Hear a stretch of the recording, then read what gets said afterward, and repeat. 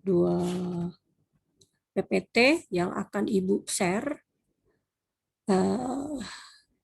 Pertama Ibu share yang bagian pertama. Jadi sebelum memulai, jadi dari pertemuan ke-9 sampai ke-16 ini akan bersama dengan Ibu. Pada minggu ke-12 kita akan kuis, dan pada minggu ke-16 akan, bukan minggu ya, pertemuan ke-12 kita akan kuis, dan pertemuan ke-16 kita akan UAS gitu ya. Total penilaiannya adalah bergabung antara Ibu Fitri dan Ibu Siska dengan persentase kuisnya 30%, kemudian UTS 35%, serta UAS 35%. Gitu ya. Total semuanya digabung nanti. Kalau ternyata kuisnya ada lebih dari 1 kali, maka akan digabungkan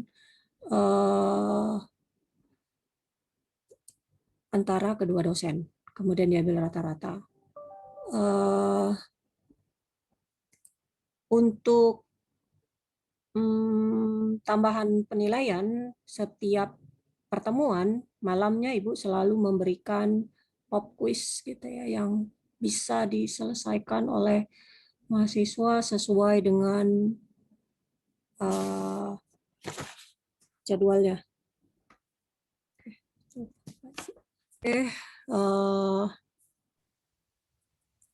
Berikutnya Ibu isi daftar hadir dulu ya. Tolong sebutkan hadir kalau hadir. Ardianto, Akil, hadir Bu. Putri Suryani, Hadir, Saiful, Bu. Saiful, Hadir, Bu Putri. Hadir Bu. Sariful ya, Sariful, oke. Iya Bu, Sariful. Devi,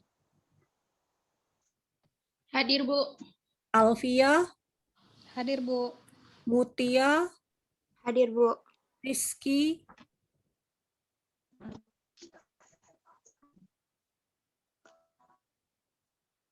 nggak ada. Siti Natasha, Hadir, Bu. Resmadona, Hadir, Putri Sagita, Hadir, Bu. Diah, Hadir, Bu. Neta, Hadir, Bu. Nur Aina, Hadir, Bu. Rani, Hadir, Bu. Lia, Hadir, Bu. Karyena, Hadir, Bu. Rozi, Hadir, Bu. Katrin, Hadir, Bu. Mau Izatil, Zikri, Hadir, Bu. Joy, Hadir, Bu. Joy ya bacanya ya, Joy Rico ya. Joy. Ya, Oke. Joy. Oke, Ibnul Kamal, Hadir Bu. Intan, Rio Halim, Helena, Hadir, Bu. Mazida, Hadir, Bu. Dinda, Hadir, Bu. Miftahul, Mutasha, Hadir, Bu. Santi, Hadir, Bu. Putri Eka, Wahyu, Hadir, Bu. Nur Afni, Vira, Hadir, Bu. Ahmad, Farhan, Hadir, Bu. Ahmad Rendarto, Hadir, Bu. Febrianti, Hadir, Bu. Siti Hasma, Hadir, Bu. Utami, Hadir, Bu. Dea, Hadir, Bu. Rizka, Hadir, Bu. Yulia, Hadir, Bu. Sisi, Putri Rahmadia, Hadir, Bu. Daita, Ulta, Hadir, Bu. Melinia, Tika, Hadir, Bu. Diah Putri, Hadir, Bu. Fadia, Hadir, Bu. Sania Sakila, Ide Lestari, Hadir, Bu. Leni, Hadir, Bu. Salia Arda, Ega Puspita, Hadir, Bu. Sherly, Hadir, Bu. Graciela, Hadir, Bu. Fitria, Hadir, Bu. Ismiralda, Hadir, Bu. Sari, Hadir, Bu. Ria. Hadir, Bu. Oke, kita lanjutkan PPT-nya yang ke A terlebih dahulu. Mohon maaf, tampilannya mungkin tidak begitu cantik. Kenapa? Karena Ibu sudah coba cari e-book-nya, nggak ketemu-ketemu juga. Padahal buku ini sangat baik berhubungan dengan pemodelan linggo untuk masalah mencari keputusan. Sehingga ya Ibu foto aja gitu dan Ibu tempelkanlah ke sini gitu ya. Jadi mohon maaf, jadi jangan dilihat dari tulisannya yang miring-miring ya. Oke, kita lihat di sini. Di bab sebelumnya kita berbicara aplikasi pemrograman matematis. Jadi optimasi itu nama lainnya adalah pemrograman matematis, gitu ya. Untuk masalah transportasi dan perencanaan distribusi. Kalau minggu-minggu kemarin yang dijelaskan oleh Bu Siska. Sekarang di bab 2 di situ diperlihatkan bahwa pemrograman matematis itu bisa diaplikasikan ke masalah penentuan keputusan yang sangat beragam. Di sini ada 3 grup utama yang akan dibahas, yaitu masalah penjadwalan, masalah finance, keuangan, dan masalah pemasaran. Jadi ada sedikit ekonominya. Kebanyakan dari contoh ini dipilih atas dasar aplikasi terhadap mahasiswa untuk kegunaan di tugas akhir ataupun proyek-proyek tertentu, gitu ya.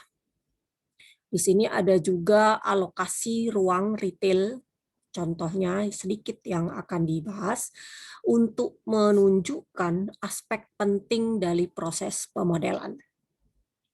Ini ada beberapa publikasi yang terdeteksi yang bisa dipakai dalam jurnal. Berhubung buku ini agak out of date, jadi pasti citasinya juga agak yang lama. Oke, ini kita lihat pertama yang scheduling dulu, yang penjadwalan. Masalah penjadwalan staf. Di sini pemrograman matematis bisa digunakan untuk mengalamatkan tipe berbeda dari masalah penjadwalan staf. Masalah tersebut praktisnya itu banyak dibebankan pada kegiatan-kegiatan bisnis. Gitu. Misalnya mereka harus menjadwalkan pegawainya supaya dapat melakukan beragam tugas di mana permintaan dari layanan ini yang beragam sepanjang waktu. Misalnya adalah call center ya, cara meletakkan staff di call center karena tahu call center itu kan 24 jam gitu. Jadi harus ada scheduling yang sangat bagus. Bagaimana menempatkan staff di call center. Misalnya juga penugasan pekerja pada shift di restoran. Nah, gitu ya. Nggak akan mungkin kalau restorannya buka dari jam 8 pagi sampai jam 10 atau 11 malam, pekerjanya satu itu aja. Pasti, apalagi kalau restoran besar gitu ya, pasti ada shift-nya. Gitu. Pergantian waktu-waktu kerjanya. Dan pengalokasian staf di service center, pusat-pusat layanan seperti itu semuanya ya kan, apalagi layanan yang tadi Ibu bilang 24 jam, mana mungkin seseorang bekerja sampai 24 jam. Itu sudah melebihi batas waktu ya yang diperbolehkan. Ya, jadi biasanya ada batas waktunya 8 jam maksimal misalnya gitu. Pendekatan untuk memodelkan masalah yang disebutkan di atas tadi dicontohkan di berikut ini. Pertama dilihat dulu yang masalah airline internasional, penerbangan internasional dalam proses memfinalisasi sistem reservasi online. Untuk meletakkan atau menempatkan staf dalam sistem ini, operator telepon akan diperlukan ada sepanjang hari untuk memenuhi permintaan yang diramalkan.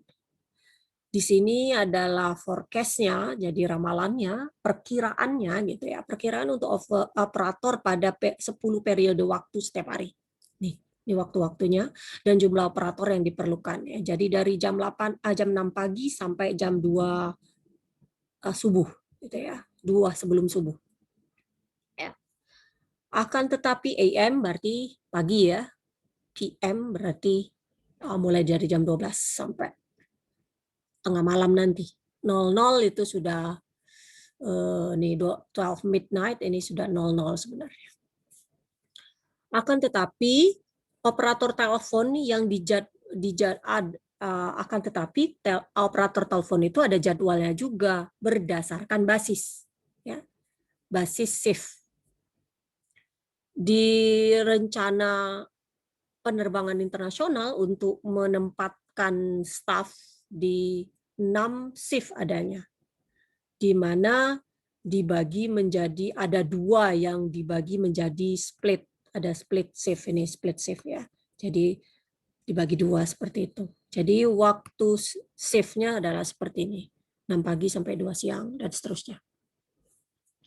Tujuan permasalahannya adalah mau meminimumkan biaya payroll-nya, pekerjaannya per hari total, dengan menugaskan operator untuk shift agar memenuhi permintaan setiap periode waktu.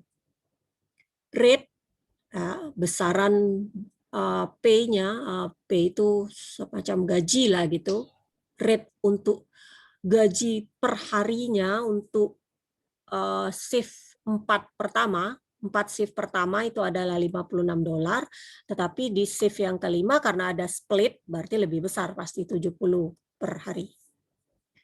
Dengan menggunakan informasi yang diperoleh tadi, kita sudah siap memformulasikan masalah penjadwalan dengan menggunakan bahasa model Lingo. Ya. Kita aplikasikan 5 step yang sebelumnya sudah dijelaskan dalam menyelesaikan Lingo. Nih, pemodelan diet. Pertama, kita harus spesifikasikan setnya apa. Di sini section of model, ya, bagian model termasuk termasuk set, elemen dan atributnya. Kita punya 2 set primitif di sini, period tadi tabel pertama dan shift. Ya, periode dan shift. Elemen dari set itu punya 10 periode dan shift-nya ada 6. Kita punya set yang dihasilkan, satu set yang dihasilkan yang kita sebut match. Ya. Set ini menentukan apakah permintaan periode terpenuhi selama shift tersebut, yaitu ada match namanya. Demand, permintaan untuk operator adalah atribut dari periode tadi, ya kan? Jadi misalnya 3 operator, berapa operator tadi setiap periodenya. Sedangkan cost, biaya dan orang, yaitu jumlah operator yang disewa, itu adalah atribut untuk shift. Atribut untuk matches set, jadi pasangan match itu yes no. Ya, ini atributnya saja. Atribut ini diperlukan untuk menspesifikasikan matches antara periode dan shift. Jadi set lengkapnya adalah seperti ini. Set pasti ada end set. Setnya adalah periode 1 sampai 10 yaitu demand tadi dan atributnya, dan shift adalah 1 sampai 6 yang berupa atributnya cost dan people. Kemudian yang terakhir matches, jadi periode dan shift yaitu yes no. Itu sudah specify setnya. Sekarang kita cek data. Data adalah bagian dari model dengan menugaskan nilai pada atribut. Data untuk demand itu di gambar 61 berikut ini untuk setiap 10 periode waktu. 6 nilai dari cost adalah 56 untuk 4 yang pertama. Shift yang pertama tadi kan $56 dan 2 terakhir adalah 70. Nilai yes no adalah 01 yang mengindikasikan bila permintaan di periode itu terpenuhi oleh shift-nya. Jadi kalau dari data yang tadi bisa dibuat seperti ini. Jadi terpenuhinya cuma di satu ini saja. Misal contoh 6 sampai 8. Ya, periode 6 sampai 8 itu terpenuhinya di shift 1 saja kalau kita lihat jadwalnya. Ini cek sendiri nanti di tabel yang diberikan tadi. Jadi kalau di periode 8 sampai 10 di shift 1 bisa, shift 2 bisa dan shift 6 juga bisa gitu. Dan seterusnya diceknya. Ya. Jadi entry 01 dalam matriks ini nih itu adalah nilai data yes no. Jadi nilainya yes atau no, itu 1 atau 0 nantinya. Keluar dalam linggonya. Kalau 1 yes berarti no, 0 adalah no, berarti tidak match. Ya. Jadi ini matriks yang menunjukkan format data yes no dan demand untuk periode demand sesuai dengan tabel juga. Ya. Jadi 6.1 tadi juga memuat matriks yang menunjukkan format yes no data. Misal, nilai di kolom pertama mengindikasikan bahwa shift 1 membantu memenuhi demand periode 1, 2, 3, 4. Ya. Jadi artinya seperti itu. Mengindikasikan bahwa shift 1 itu, kalau kita pilih nilainya shift 1, yang nilainya 1, itu adalah membantu memenuhi demand di periode 1, 2, 3, 4. Ya. Untuk mengerti bagaimana bentuknya ini, ya kan ini kan yang 1 kan di sini saja nih, di 4 periode ini saja. Ya.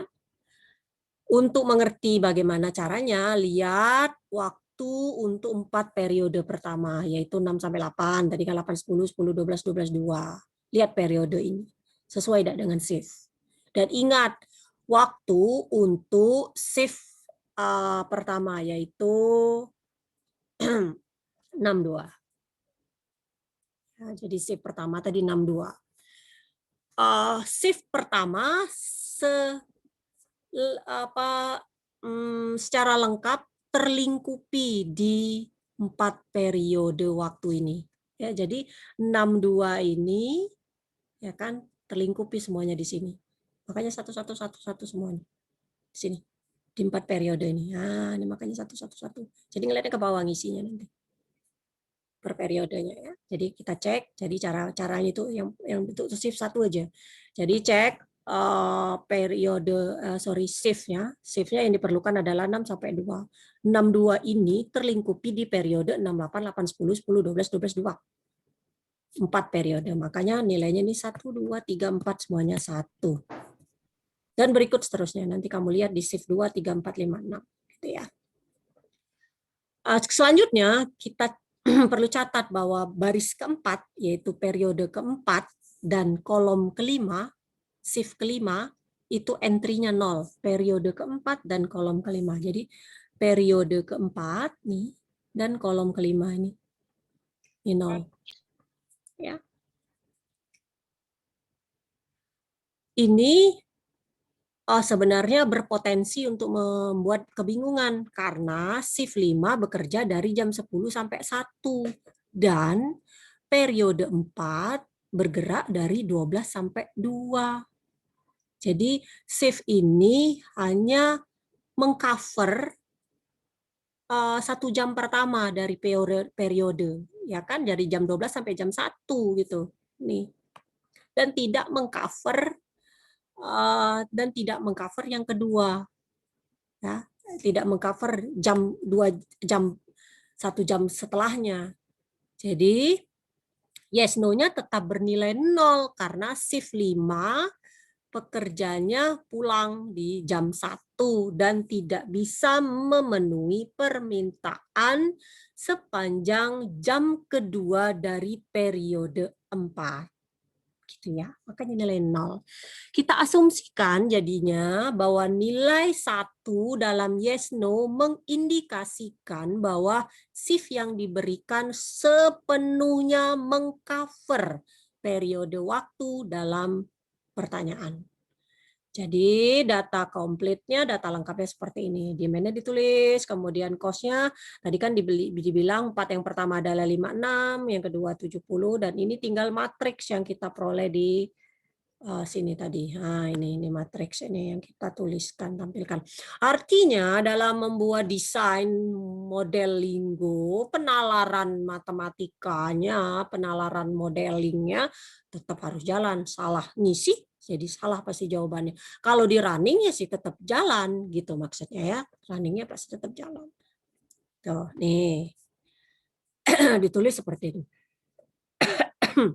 Jadi dalam koma-koma seperti ini, ikuti aja seperti ini. End data. Kedua selesai.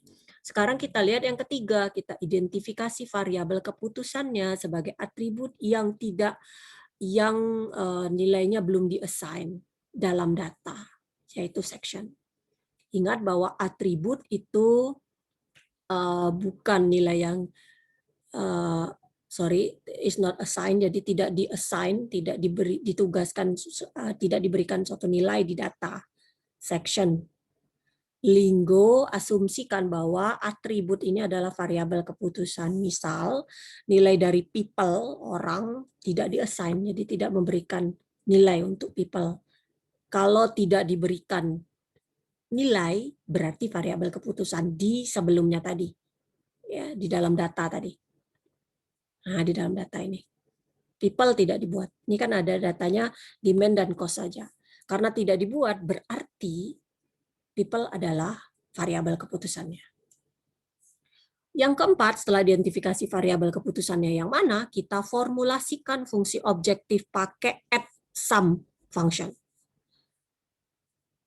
Objektif dari masalah ini adalah mau meminimumkan biaya total dari menempatkan staf setiap harinya yang diperoleh dengan mengalihkan biaya dengan orang dan jumlahkan semuanya pada ke semua shift.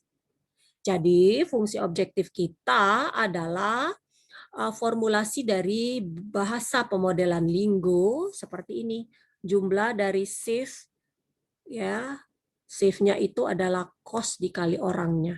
Nih, biaya kali orang ya kan. Kok biayanya berapa, orang yang diperlukan berapa, sehingga dapat shift. Itu satu shift. Karena shift-nya ada 6, jadi dijumlahkan sebanyak shift tersebut. Shift tadi adalah J, ya kan. Nih, pertama tadi nih, shift. Nanti kita assign shift-nya J. Tapi di sini I dan J ini. Period dan shift. Gitu ya. Nah, oke. Cost J, people J, dan shift J.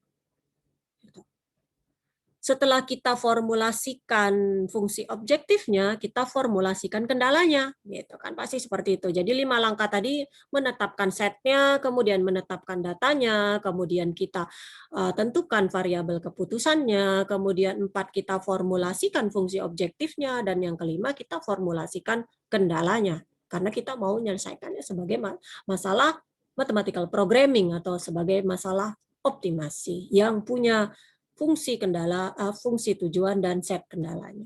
Jadi kita lihat set kendalanya dengan menggunakan add for, fungsi add for. Kita sudah siap mengekspresikan kendala demand permintaannya untuk setiap periode. Kita kalikan yes no dengan people dan sum pada sepanjang shift, ya kan? Hasilnya mungkin lebih besar atau sama dengan demand, gitu ya. Untuk mengerti lebih baik bagaimana kendala ini bekerja, kita misalkan kendala pada periode 3.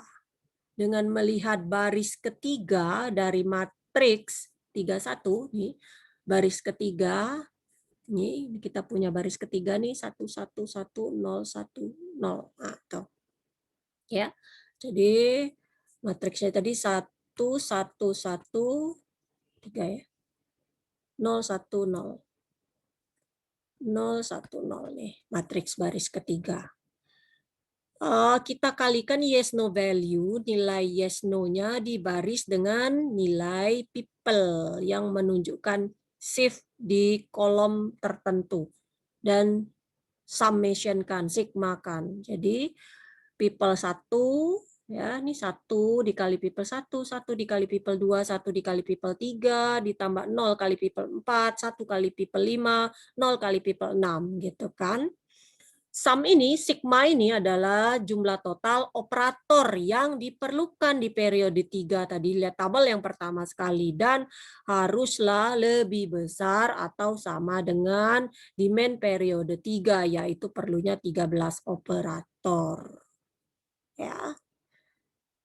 Kita tidak membuat set kendala ini sebagai persamaan karena tidak mungkin memperoleh nilai integer dari people yang tepat memenuhi semua kendala. Misal, kita perlu menjadwalkan staff untuk memenuhi level permintaan tinggi di periode pertama. Tapi jika permintaannya turun di periode kedua, kita bisa tinggalkan dengan kapasitasnya yang berlebih. Kenyataannya kita bisa ubah tanda relasinya tadi menjadi persamaan dan juga menyelesaikan masalah tersebut dengan linggo, tapi tidak akan ada solusi visible yang kita peroleh. Akan tetapi dengan menggunakan tanda relasi lebih besar atau sama dengan untuk kendala ini, maka akan diperoleh solusi optimal yang meminimumkan biaya total sedemikian cara sehingga kombinasi terbaik people itu diperoleh. Semua kendala akan memenuhi ya, dan beberapa akan melampaui jika tidak ada solusi biaya lebih rendah visible yang diperoleh.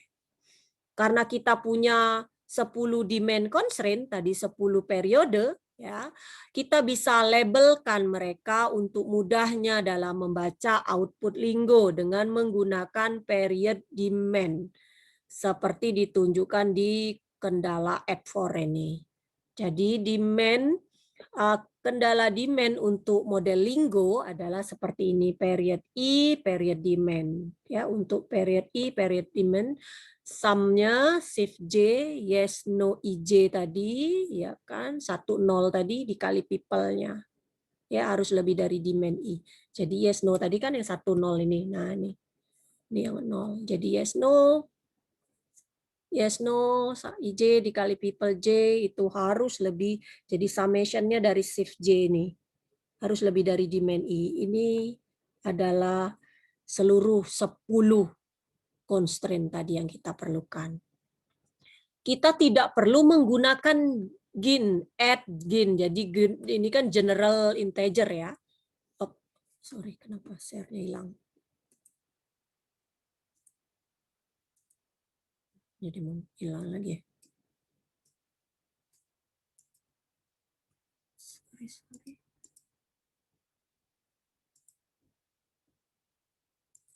Ini udah muncul lagi ya?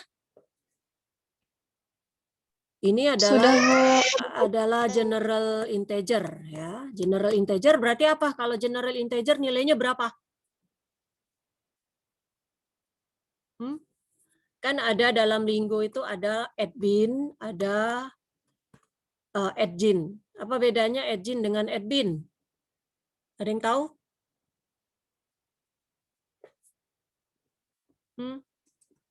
Apa bedanya add-bin dan add-gin? Pasti sudah dari awal komen-komennya dalam linggo ini. Apa bedanya? Gin tadi adalah general integer, sedangkan bin adalah Ini apa ini? Kalau binar itu binar, Bu, bilangan binar. Iya, binary integer. Jadi bedanya?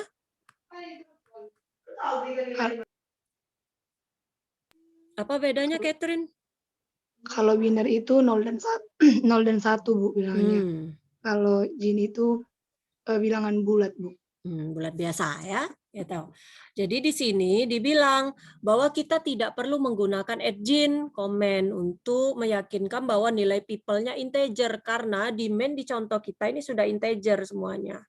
Jadi shift J @jin people J ini nggak perlu gitu ditulis ya. Karena demand-demandnya semua sudah integer. Untuk melengkapkan model Linggo, formulasi aljabar dan solusi yang di abbreviated, jadi diringkas gitu, dibuat apa namanya, nama singkatnya itu muncul di gambar berikut ini.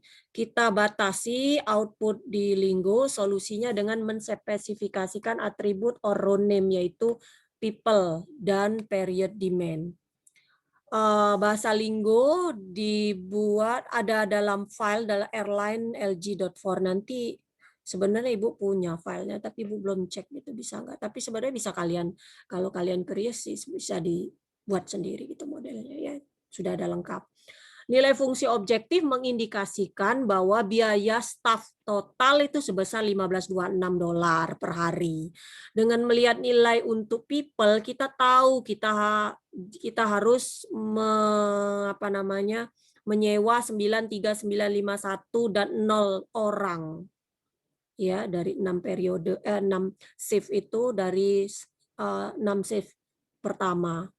Nilai 9 dalam kolom slack atau surplus untuk periode demand itu menunjukkan surplus ada kelebihan 9 operator yang terjadi di periode 3. Hasil ini bisa diperoleh dengan mengingat kembali bahwa kendala demand untuk periode 3 dan plug letakkan kembali nilai optimal orangnya untuk mendapati bahwa 22 operator tersedia. Sedangkan demand 3 itu adalah 13 sebenarnya.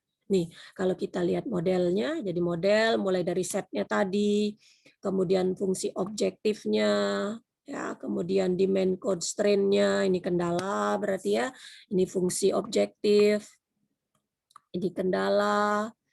Ingat tanda-tanda apa seru ini artinya tidak dibaca untuk sekedar memudahkan kita membaca bahasa linggonya. Ini data kita tadi ya, ini datanya, kemudian minimumkan ini 56 people 1, 56 people 2 dan seterusnya gitu ya minimumnya terhadap nih periode-periodenya kalau ditulis semuanya seperti ini period demand gitu ya. And jadi Linggo output untuk staff ya. Jadi kita tetap tulis minimum ini gitu ya. Nih. Ini ada 2 ya, sorry. Ini ada 2. Ini complete Linggo model untuk formulasi aljabar. Jadi yang kita buat ini dalam bahasa Linggo, yang ini dalam bahasa Linggo, dan yang ini dalam bahasa aljabar. Dalam bahasa aljabar yang saya yakin minggu-minggu sebelumnya pasti sudah dijelaskan. Dalam bahasa aljabar ini artinya kita membuat sesuai dengan model optimasi sesungguhnya. Jadi kita data satu-satu tuh. 56 people 1, 56 people 2, dan kemudian project. Tapi ini enggak bisa juga ya. Period demand 1 harus tetap ya ditulis juga period demand 1, people 1 lebih dari 3. Iya, ini bagiannya, sorry. Ini bagian awalnya, jadi yang di bawah ini adalah model aljabarnya yang kita datakan. Demand 1, 3, sebenarnya di sini sudah ada datanya. Iya, ini bagian aljabarnya dibuat, kalau buat dalam aljabar seperti ini. Jadi yang ini bagian dengan model Linggo. Model bahasa model Linggo. Jadi bahasa model Linggo juga bisa dibuat dalam bentuk data and set, set and set, data and data, kemudian ada function, dan yang ini dengan aljabar, secara aljabar. Jadi kalau secara aljabar kita daftarkan satu-satu orang ininya, datanya, gitu ya, data yang diperlukannya. Oke, kemudian, nah ini kalau ditemukan solusinya, period demand-nya 1 adalah 6. Jadi ditulis seperti itu, kita dapat people-nya di-assign adalah berapa, dan ini period demand-nya, ya, dengan people-nya. Jadi ditulis gabungan antara bahasa ininya, kemudian secara aljabarnya, seperti ini. Jadi komplitnya seperti ini dengan formulasi aljabarnya. Muncul di 6.2. Oke, nanti bisa dicoba sendiri. Itu tadi masalah penjadwalan staff. Ya, jadi Ibu ulang dari sini, masalah penjadwalan staff. Nah, nih. Sekarang staffnya yang tadi staffnya yang dijadwal. Sekarang bagaimana kalau kita punya produksinya yang dijadwalkan? Gitu ya. Banyak perusahaan juga harus menentukan jadwal produksi. Jadi bukan cuma stafnya yang dijadwalkan, produksinya juga dijadwalkan untuk produk mereka. Misal ada pengusaha mobil mau menentukan jadwal produksi per bulan sehingga memenuhi level permintaan targetnya. Ada juga perusahaan botol soda harus menentukan berapa banyak botol dari setiap soda, ukuran soda untuk dapat diproduksi. Contoh tadi adalah masalah pemrograman matematis yang disebut dengan penskedulan, tapi penskedulannya adalah atau penjadwalan produksi. Contoh ini yang akan dicoba dibuat dalam bahasa linggonya. Ada International Product Inc. itu harus memutuskan jadwal produksi untuk 4 bulan berikutnya.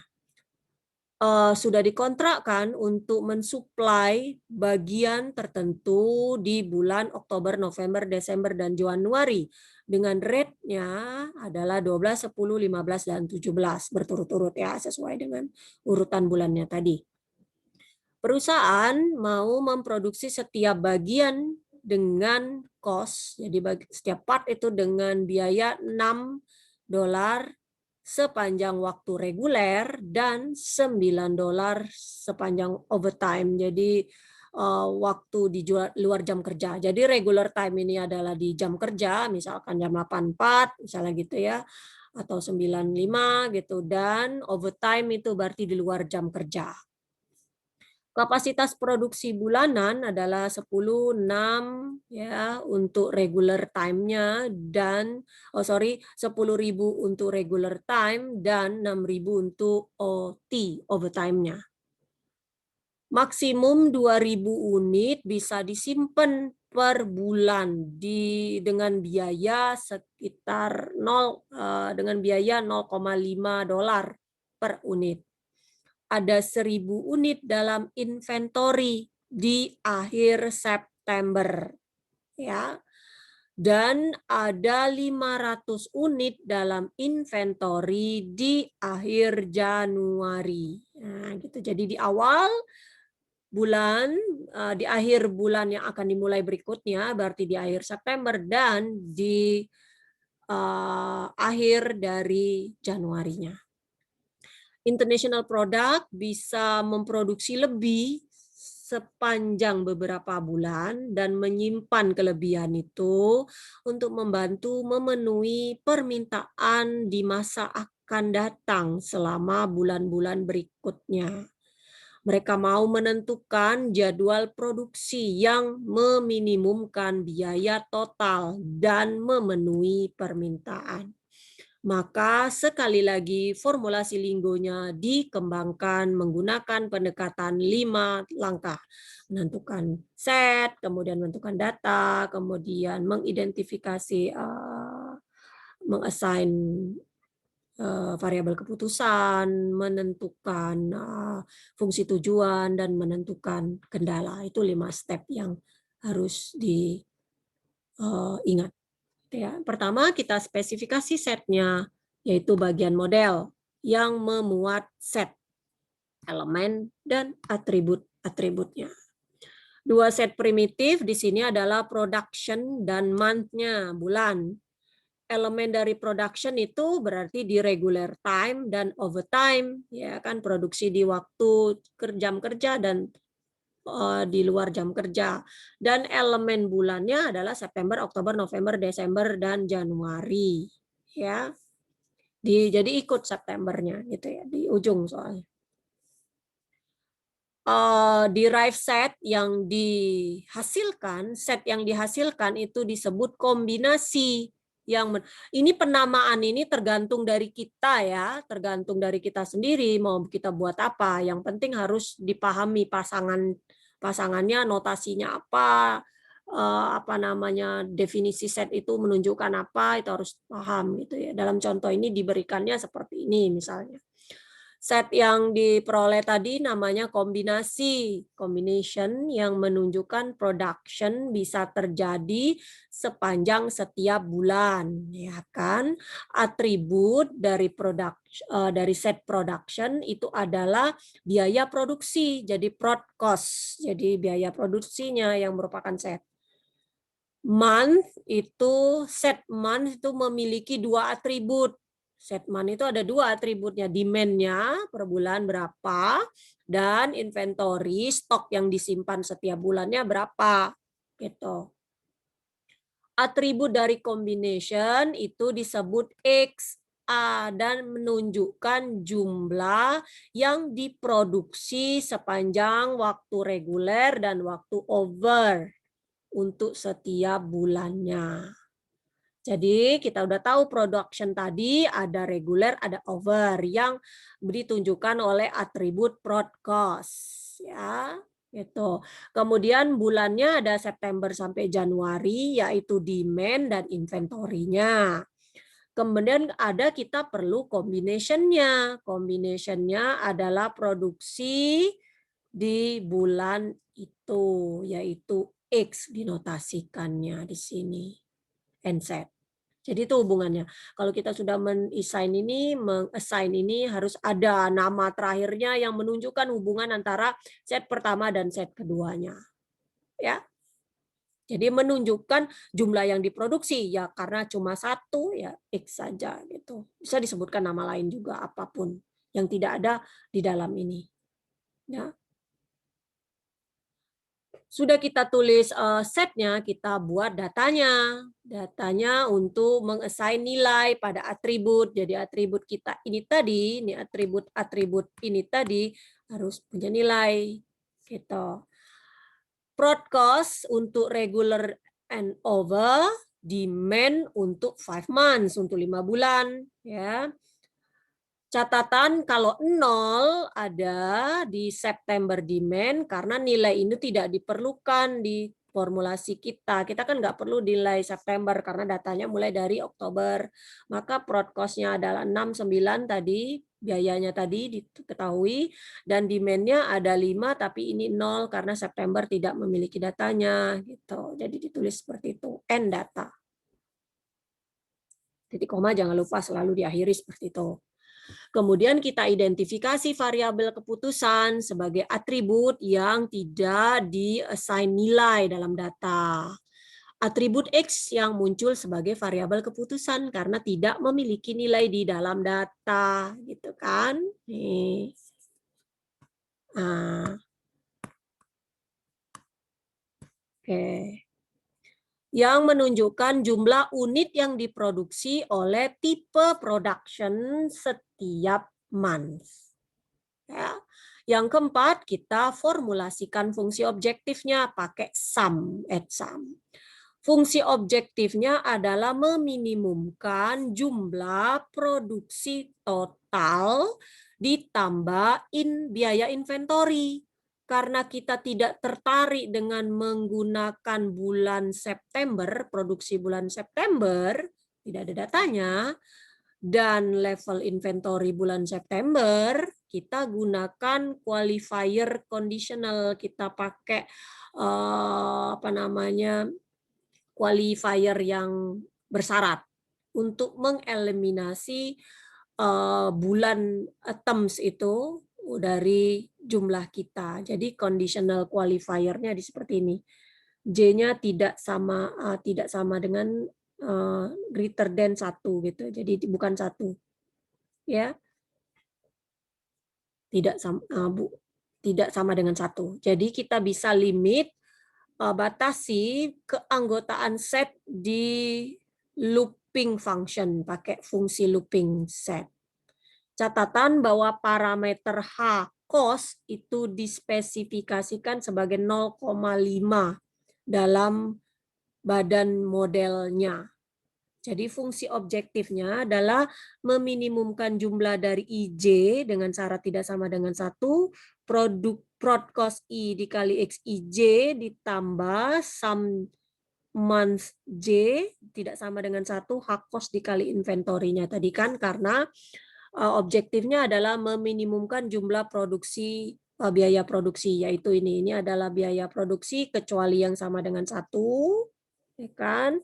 Ditambah sumnya jumlahnya adalah inventory, biaya inventory. Biaya inventory-nya adalah hak cost-nya yaitu 0,5 ya, dispesifikasikan 0,5 dikali inventory tadi setengahnya ya, tadi ada di soalnya.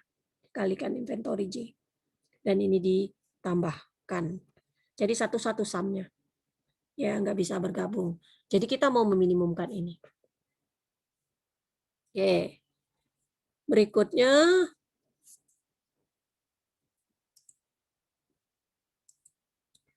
kita formulasikan kendalanya. Kendalanya yang diperlukan adalah menjamin bahwa demand terpenuhi pada setiap bulan. Kendala ini juga menghitung akhir inventory pada setiap bulan. Jadi ada stok berapa di setiap bulannya. Grup kendala ini didasarkan atas hubungan sebagai berikut, bahwa inventory awal ditambah produksi dikurang demand itu adalah inventory akhir. Ya. Jadi harus dikurangi seperti itu, sisanya berapa. Dalam formulasi ini, ending inventory dari bulan terakhir adalah J-1, inventory J-1. Dalam formulasi ini, inventory akhir dari bulan sebelumnya, yaitu inventory J-1 adalah inventory awal dari bulan berikutnya J. Ya kan? Jadi kalau bulannya ini J, berarti di sini sebelumnya J-1, ini inventory-nya di bulan sebelumnya. Oleh karena itu, inventory awal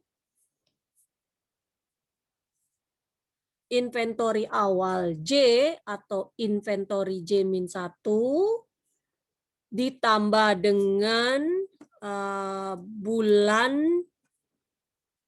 produksi selama bulan J atau X regular J ditambah X over J, jadi pada saat bulan itu akan sama dengan jumlah produk total yang tersedia untuk memenuhi demand selama bulan J. Selisih antara jumlah produk total yang tersedia dan demand itu sama dengan inventory di ujung bulan J tersebut. Ya, jadi produk yang tersedia di bulan itu dan demand di bulan itu juga itu adalah inventory di ujung bulan J atau disebut dengan inventory J. Sekali lagi kita eliminasi bulan 1 yaitu September karena kita tidak tertarik dalam merencanakan produksi di bulan September dan level inventory-nya juga di bulan September. Jadi kendalanya untuk bulan J yang tidak sama dengan bulan 1, inventory di ujungnya ini ditambah sum-nya dari XIJ min demand, jadi beda ini tadi, produksi dan demand, nah, sama dengan inventory di akhir bulan J. Nih. Jadi sama aja seperti itu. XIJ, demand J di produksi ini. Sama dengan inventory J. Level inventory ujung untuk September dan Januari dibuat, berarti Septembernya ini 1000 dan Januarinya 500 seperti yang diinformasikan. Dan BND ini @BND comment digunakan untuk mengeset batas bawah dan batas atas dari inventory per bulan dan level produksi reguler dan overtime.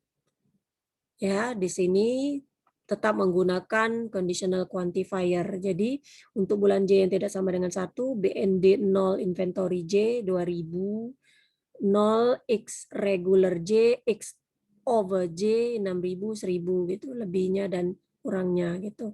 1-1, ini tidak termasuk. Ya, set lower bound-nya. Gitu ya. Oke. Kemudian ini kenapa nggak bisa di next?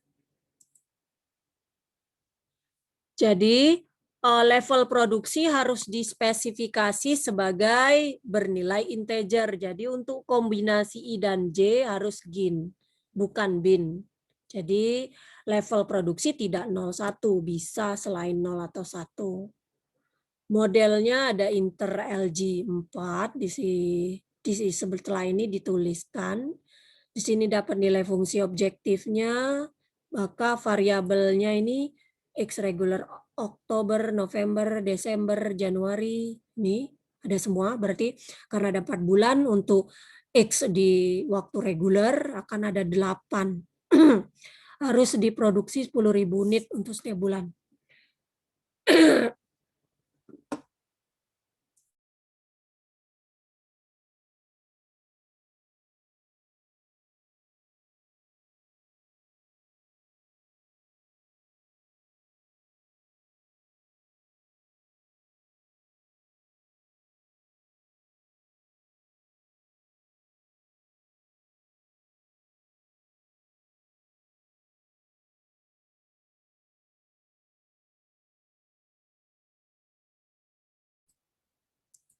Oke, maaf.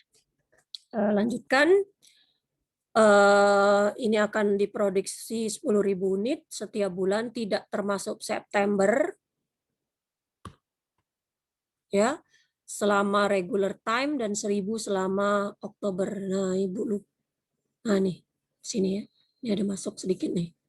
Jadi dibuat semua ini tadi setnya, ini objektifnya, kemudian demand constraint-nya, kemudian set tadi yang lower bound dan upper bound-nya, 2.000, 10.000, dan 6.000. Kemudian kombinasi production level-nya, data kita ada. Kemudian mau minimumkan ini, semuanya ditulis gitu. Ini Lingo output-nya. Sehingga dapat diperoleh seperti ini. Ini diterus, ini N, sehingga dapat ini GIN X-nya. Nih nilai-nilainya. Nih. Ya. Jadi diperoleh di besaran ini. Ini ya. 362, 362.750. 1.500 dan 6.000 unit. Ya. Tuh. Sesuaikan model ini dikembangkan dari kalau ini fungsi objektifnya yang ini, dan kalau yang subject to ini dari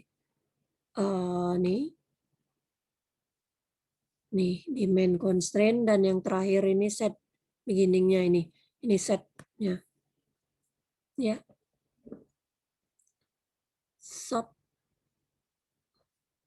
Oke. Di sini sedikit ada masalah aplikasi finansial, yaitu masalah portofolio. Di sini kebanyakan juga perusahaan, bahkan individual, selalu berhubungan dengan bagaimana menginvestasikan uang.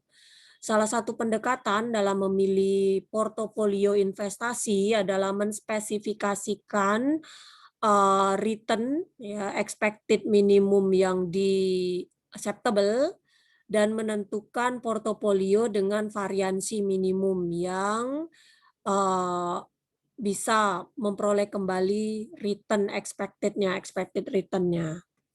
Dengan memvariasikan expected return yang bisa diterima, yang nilainya minimum, investor itu bisa memperoleh dan juga membandingkan portofolio yang diinginkan. Pendekatan ini yang disebut dengan Markowitz portfolio model atau model portofolio Markowitz, dan sedikit dipelajari di sini. Detailnya ada di sini di artikel yang ada di sini di tahun 99 dan 98. Data itu bisa dikumpulkan sepanjang waktu untuk menghitung expected return pada setiap investasi dan variansi dari portofolio. Variansi portofolio adalah sigma dari variansi dari investment individual ditambah pengukuran bagaimana setiap pasangan investment ini cenderung bergeraknya bersama-sama. Untuk menghitung variasi total portofolio, kita harus tentukan kovariansi, matrik kovariansi dari investment yang terdiri dari yang memuat portofolio. Ya. Sini kita lanjutkan ke PPT kedua. Ya.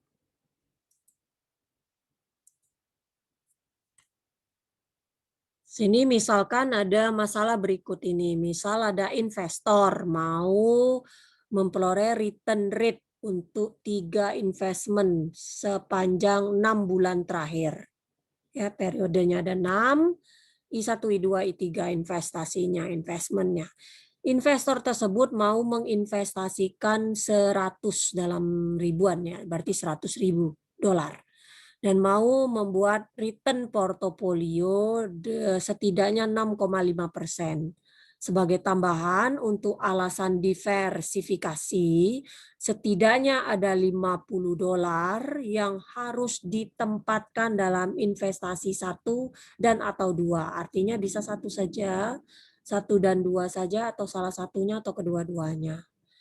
Investor berharap dapat menentukan jumlah sehingga ditempatkan jumlah yang dapat ditempatkan pada setiap 3 investment sehingga meminimumkan variansi total portofolio dan juga memenuhi expected return minimum dan kendala diversifikasi. Formulasi dengan 5 langkah adalah sebagai berikut. Pertama, spesifikasi set. Setnya adalah investment alternatif. Jadi alternatif investment yaitu invest dan jumlah periode waktu di mana return data tersedia. Elemen invest tadi ada sampai 3 dan elemen periodenya ada 6. Atribut invest adalah expected investment return yang dihitung oleh Lingo, jadi R bar, ya by Lingo R bar, dan jumlah yang diinvestasikannya selalulah X notasinya. Sehingga dibuat ini invest adalah R bar X, ya. R bar tadi menunjukkan adalah atribut expected investment return-nya. Kemudian periodenya ada 1 sampai 6, ya. Kemudian return di sini the monthly return data rate, ya, adalah atribut dari return, ya, rate-nya adalah return karena kita mau menghitung nilai matrik kovarian di Lingo.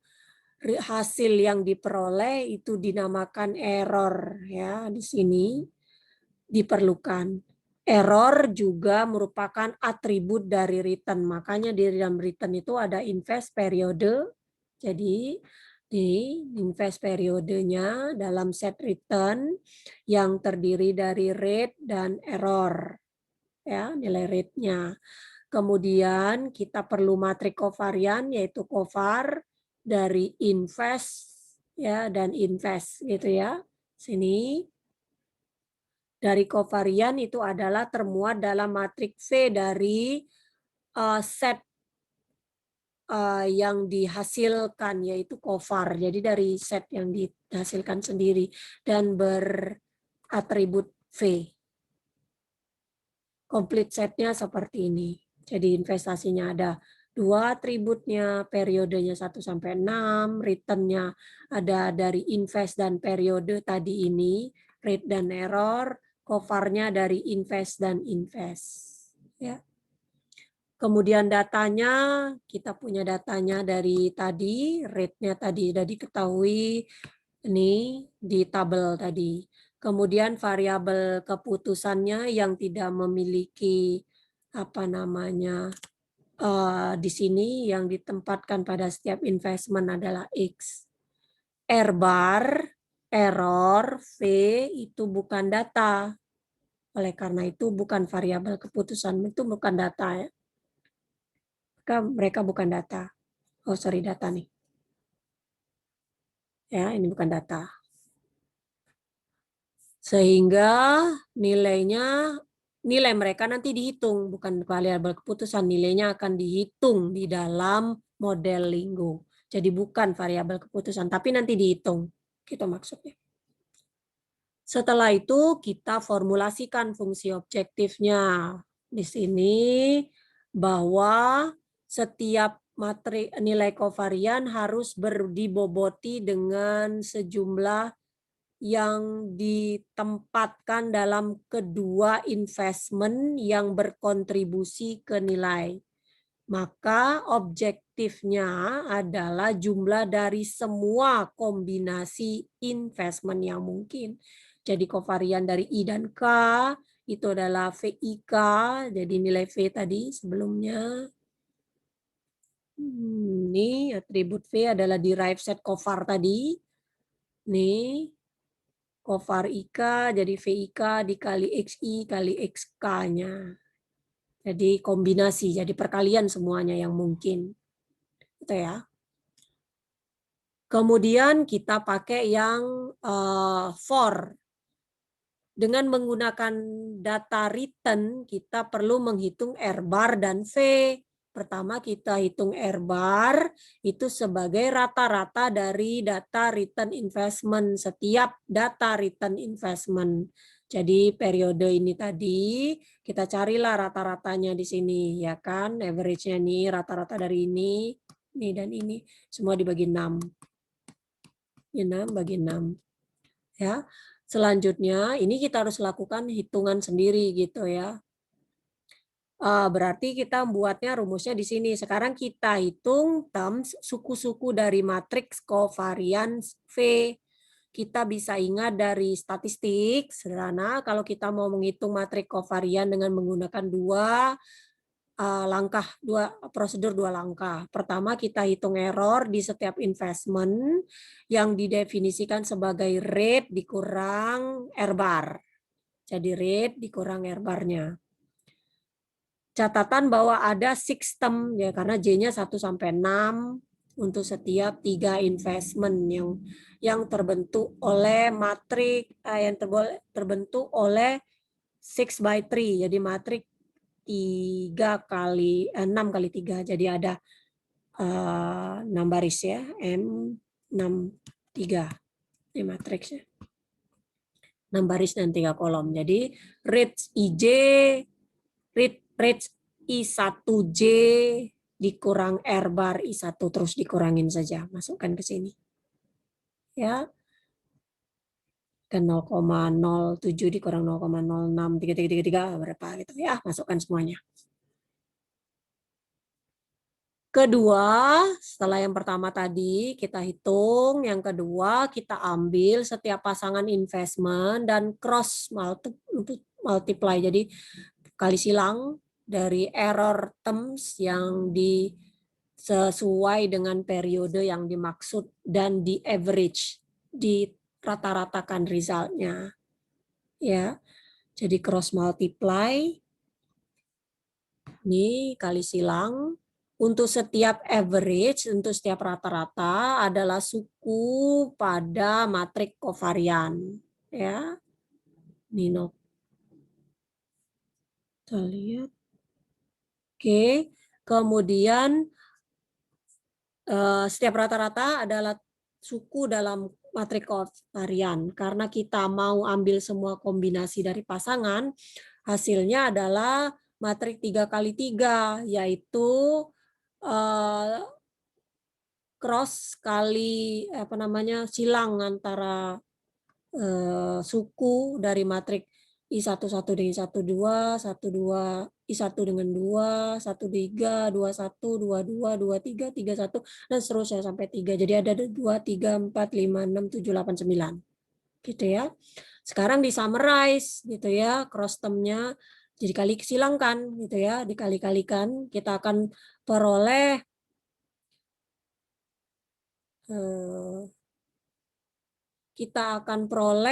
kita akan summarize, kita ringkaskan variansi total dari investasi return data kita sebagai matrik koefisien V.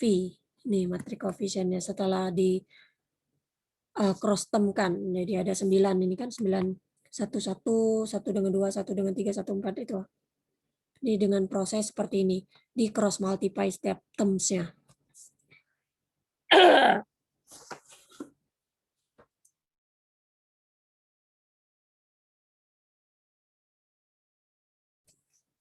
Oke, jadi variansi dari return investment individual muncul di diagonal utama matriks ini, diagonal utama matriksnya. Nih. Juga matriknya simetris pada main diagonal nih kan, matriknya simetris ini dengan ini dan ini dengan ini sama ini ya. Jadi VI1 I2 sama aja dengan I2 I1 ya. Sekarang kita udah lengkap. Sekarang terakhirnya adalah set 2 parameter utamanya, investment amount yang sama dengan 100 dan portofolio return atau PRET ini jadi P ini adalah sama dengan 6,5%. Setting dengan men-set nilai ini sebagai parameter, artinya sudah kita tulis nilainya, akan memudahkan kita nge-run model kita.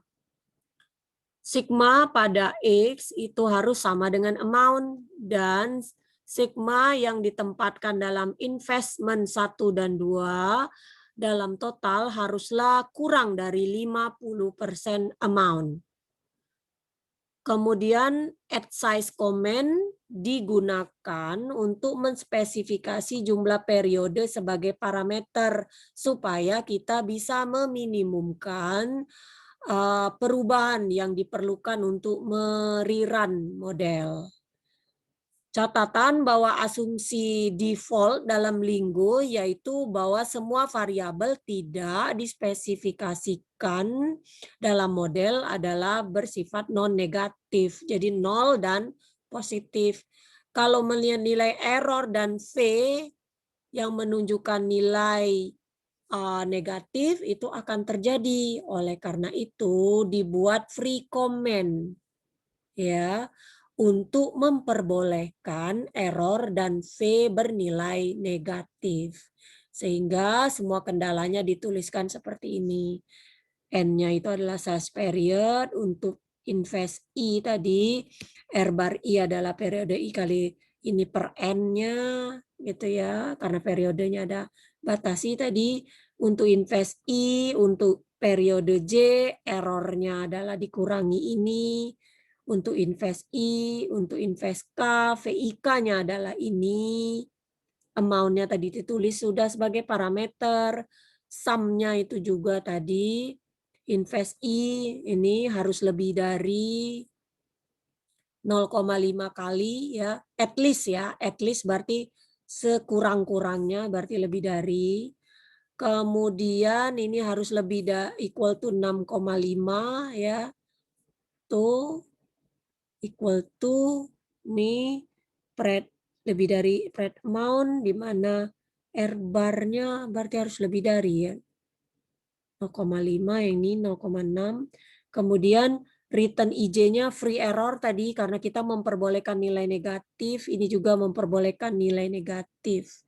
Karena karena Linggo itu pasti menghasilkan bilangan yang non negatif. Jadi kita harus tambahkan komen ini. Catatan karena fungsi objektifnya non-linier, ya kita tahu tadi punya orde 2 dan kendalanya linier, kendalanya semuanya ini linier, maka seleksi portofolio Markowitz ini adalah contoh masalah pemrograman kuadratik. Karena ciri khas dari pemrograman kuadratik adalah fungsi kendalanya yang non-linier tapi orde 2 kuadrat dan kendalanya linier. Ya. Nah, ini Markowitz model tadi setnya tadi sudah ada n set, n di-define sehingga masalah bisa digeneralisasi untuk memasukkan juga data yang lebih banyak. Jadi kalau kita mau perlu datanya banyak, kemudian compute kita hitung average return untuk setiap investment, ya ini rumusnya tadi for ini. Kemudian kita mau hitung error term-nya untuk setiap investment yang terdefinisi sebagai individual return dikurangi average return. Nah, seperti ini. Kemudian muncul juga matriks kovariannya tadi, portofolio yang diperoleh dengan mengalihkan setiap suku kovarian dengan variabel keputusan yang berhubungan dengan term-nya. Seperti di sana tadi. Kemudian ini parameternya, yaitu investment yang tersedia dan return yang minimum.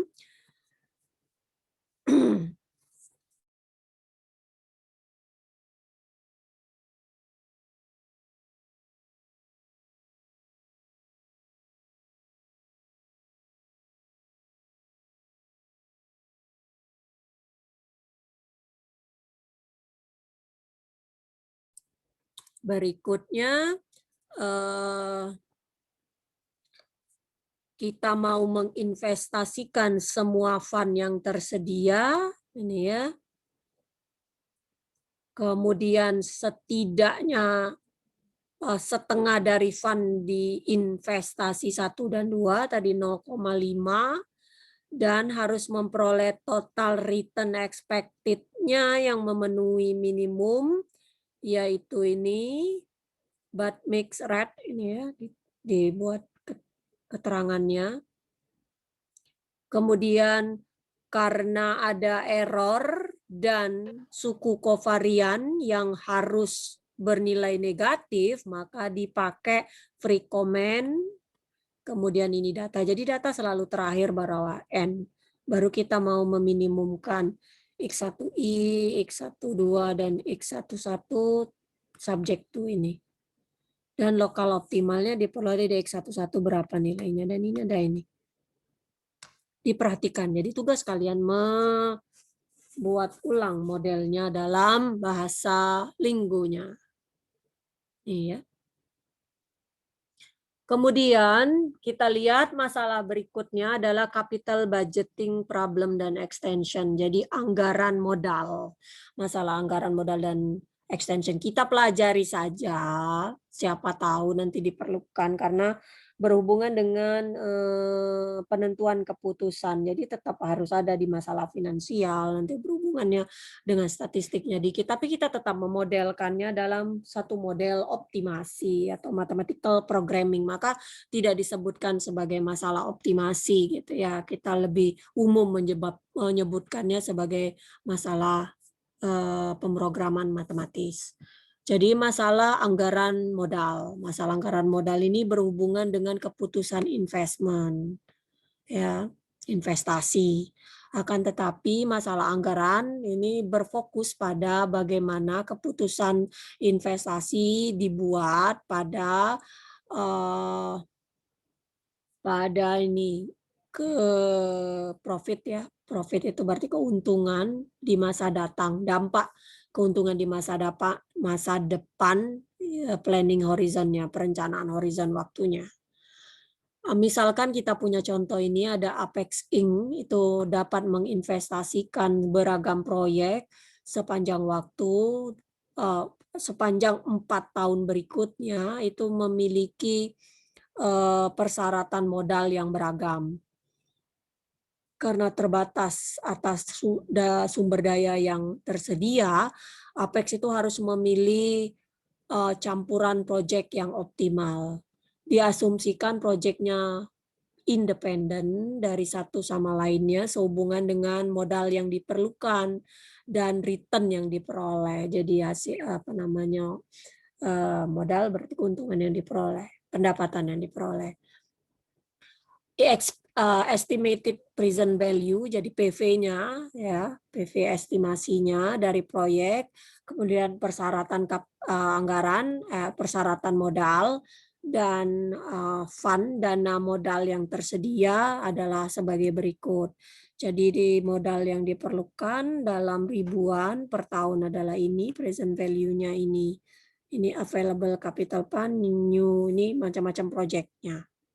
Ya, kemudian di bagaimana meminimumkan ini tadi, ya, kita menyelesaikannya tetap dengan 5 langkah prosedur. Spesifikasikan di sini proyeknya ada 1 sampai 4 ya. Ini 1 sampai 4 ini available fund-nya nih, jadi present value ini. Proyeknya ada 4, nilainya X ya. Jadi X akan bernilai 1 kalau fund dari proyek, kalau kita mendanai proyek nilainya 1, kalau 0 artinya tidak didanai proyek tersebut. Kemudian PV, jadi elemen dari project dan years. Jadi ada project, ada years, data kita, aset kita, yang menyatakan 4 proyek dan 4 tahun. Ya. Kemudian combine itu adalah syarat modal untuk setiap proyek setiap tahunnya. Jadi proyek per tahunnya. Ya. Atribut dari proyek itu adalah PV ya, dan binary variabel X yang menunjukkan proyek itu didanai atau tidak. X ini didanai atau tidak. Kalau didanai ini ada PV-nya gitu. Jadi atribut untuk tahun, untuk years itu adalah kapital yang tersedia di fund gitu ya. Kemudian atribut combine adalah syarat dari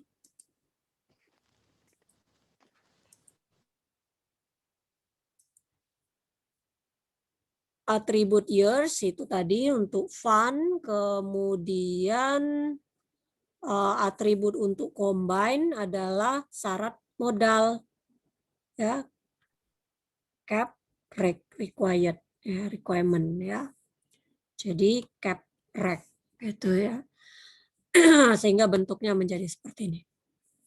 Kemudian data kita yang sesuai dengan tabel tadi. PV, ada fund, kadang cap rec-nya nih kan ada 15, 20, 20, 15 dan seterusnya. Tulis sini. Kemudian variabel keputusannya karena X yang tidak punya nilai berarti X variabel keputusan.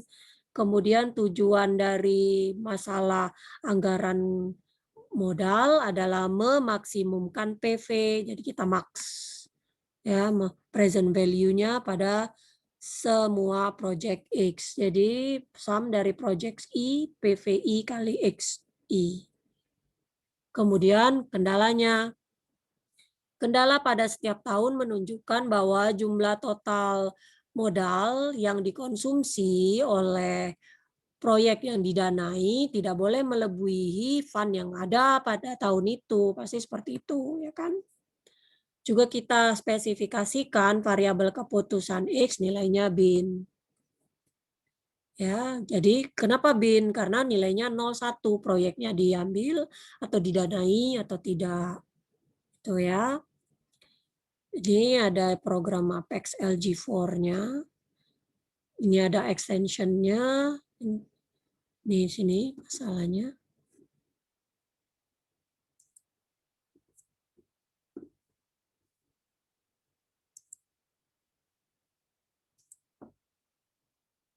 Ya, modelnya ya, ini setnya tadi, ini fungsi objektifnya, kemudian ini adalah kendalanya, ini tadi juga set nilai X-nya, ini datanya N-data, kemudian dibuat dalam seperti ini. Ini kalau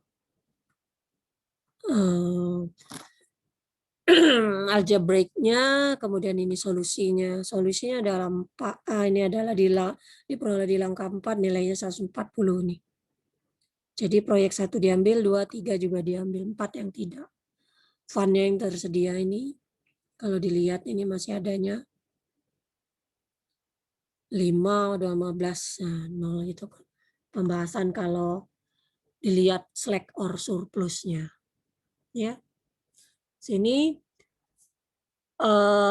perluasan dari masalah anggaran modal. Sekarang kita pertimbangkan 3 perluasan dari masalah ini, yaitu mendefinisikan hubungan khusus antara variabel keputusan. Dari semua perluasan ini bisa diaplikasikan ke masalah pemrograman matematis lainnya bila variabel keputusannya bernilai biner. Variasi pertama disebut dengan kendala multiple choice, ya, pilihan multiple. Misalkan sebagai tambahan dari masalah proyek ekspansi gudang original X2, Apex itu mempertimbangkan 2 warehouse atau 2 gudang tambahan, 2 proyek ekspansi gudang tambahan, yaitu X5 dan X6. Itu kan tadi cuma 4. Nah, misalkan salah satu dari gudang tersebut harus diperluas, diekspan karena demand yang menaik. Tetapi tidak ada demand yang sufficient untuk memperbolehkan ekspansi lebih dari 1 dari 3 warehouse itu. Jadi kita tambahkan multiple choice constraint, kendala pilihan ganda tambahan yang diperlukan, yaitu X2 tambah X5 tambah X6 itu sama dengan 1. Jadi ada yang nilainya 1, selain itu nanti akan bernilai 0 gitu di antara tambahan tadi, ya. Misalkan seperti itu, di ekspansinya di X2, misalkan seperti itu.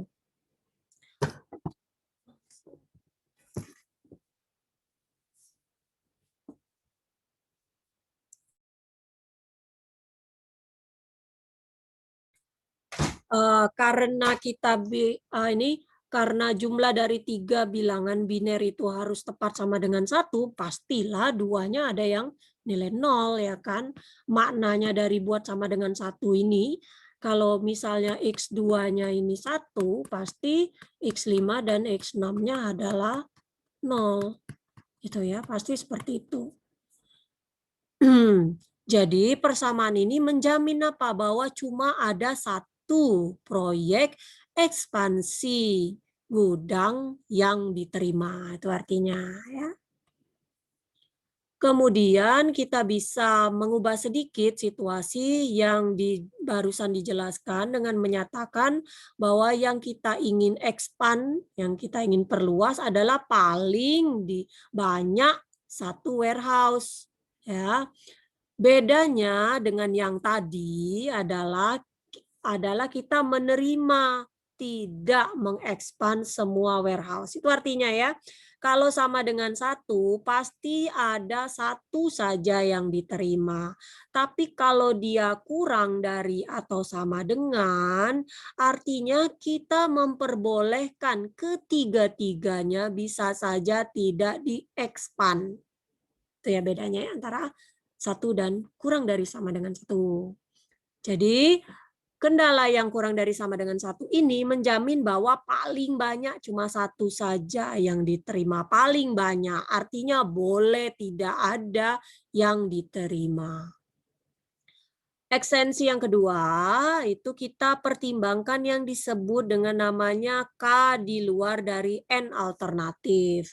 Misalnya kita mau menerima 2 dari 3 proyek gudang. Dengan menggunakan logika yang sama di contoh sebelumnya, jumlah dari 3 bilangan biner itu haruslah sama dengan 2. Artinya nanti ada 2 yang bernilai 1 bernilai 0. Gitu ya.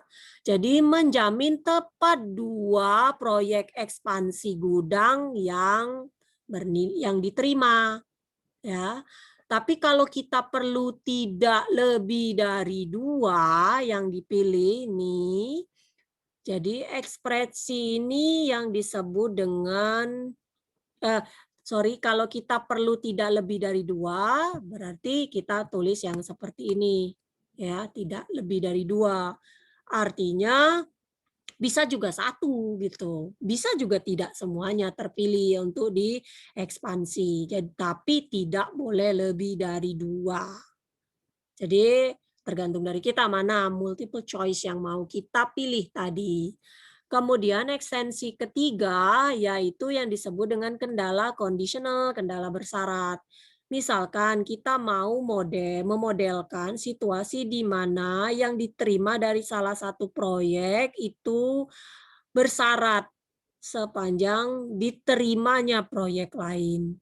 Secara spesifik, misalkan kita tidak bisa mengekspan warehouse X2 kecuali pabrik X1 diekspan. Nah, misalnya seperti itu. Banyak mahasiswa mendapatkan tipe kendala ini susah dimodelkan. Kadang-kadang berguna untuk menggunakan if then, statement if then untuk memetakan kemungkinan. Misal, kendala kondisional atau bersyarat bisa diinterpretasikan sebagai berikut. Jika X1 sama dengan 0, kalau dia 0, maka X2 juga 0. Kalau X1-nya 1, maka X2-nya 0 atau 1. Bisa 0, bisa 1. Dengan informasi ini, kita bisa secara mudah mengembangkan kendala untuk syarat ini. Bahwa X2 itu kurang dari sama dengan X1. Gitu ya. X2 ini kurang dari atau sama dengan X1. Seperti itu. Jadi X1-nya itu akan sama dengan 0, X1-nya sama dengan 0, maka X2 juga 0. Dan jika X1-nya 1, maka X2-nya bisa 0 atau 1. Berarti X2-nya yang kurang dari X1. Karena ada 0 juga bisa. Dan sama dengan. Itu ya. Pemodel harus selalu mengecek bahwa kendala yang dimaksud itu memenuhi kondisi yang dinyatakan. Dalam kasus terkini, jika X1-nya sama dengan 0, maka kendalanya menyederhanakan menjadi X2-nya kurang dari sama dengan 0, ya kan kalau ini 0. Yang artinya bahwa X2-nya harus sama dengan 0. Jika X2-nya sama dengan 1, maka kendalanya sederhana menjadi X2 kurang dari sama dengan 1 gitu ya. Karena kalau ini 1 ya 1 juga gitu sama gitu. Ya. Kemudian kendalanya menjadi X2 kurang dari sama dengan 1 yang artinya bahwa X2 bisa 0, bisa juga 1, bisa 0, bisa 1. Kita lihat bahwa kedua kondisi ini terpenuhi dengan kendala ini. Kemudian jika kondisinya diubah untuk memenuhi ekspansi gudang yang diterima jika proyek ekspansi plan ya, pabrik itu diterima dan kebalikannya ya, maka kendalanya bisa X2 sama dengan 1 atau X1 sama dengan X2 gitu kan. Kendala ini menyatakan bahwa berapapun nilai X1 diasumsikan, X2 juga harus diasumsikan sama nilai yang sama.